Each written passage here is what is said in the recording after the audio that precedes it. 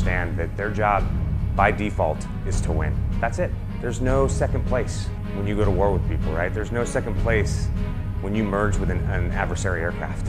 It's him or you. So by default, you win. And if you can't win, then this isn't the job for you. Every time you take off, you have to be perfect. You know that every time you drop a bomb, the guys on the ground are counting on you. Our guys are getting shot up. We need those buildings dropped now. It's a stressful job, but it's stressful to the point that it maximizes your performance when you're airborne. And you get that from the first day of pilot training all the way to hopefully the last sortie that you ever fly in a fighter. We have a lot of students that go downrange. 4 months from leaving here, they're in Afghanistan and they're doing exactly those things. They're dropping GBU-12s on folks, dropping GBU-38s, or they're down doing operations in Syria. So we try to make it as realistic as we can for these guys because we know that there's a good chance that when they leave here just a few months later, they could be downrange doing the same things.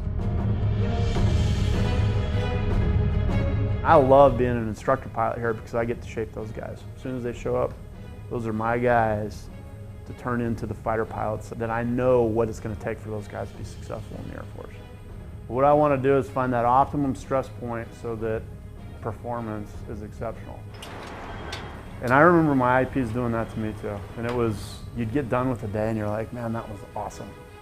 You'd get done with a day and you're like, that was horrible, but I'm going to get better. 26,000 hostile, single contact. You have to kind of try to instill in them that warrior spirit. You want these guys to learn to be aggressive, how to maximize and max perform the aircraft. And there's a lot that goes into it. And again, it's that shift, it's that mindset shift from I'm flying an airplane to fly it like a fighter. If you want your nose to be over here so that you can get your gun on to kill this guy now, pull and get your nose over there. You don't have to do big maneuvers like you were doing in the T-38. This is a fighter high-performance aircraft, right? If there's something that you want to make go away, put the nose where it needs to be to make it go away. While we're teaching, the basics of how to fly BFM, we're also trying to teach that mentality, right? Kill and kill efficiently. You start throwing dogfighting in there, air combat maneuvering, air-to-air, large force employment exercises, close air support.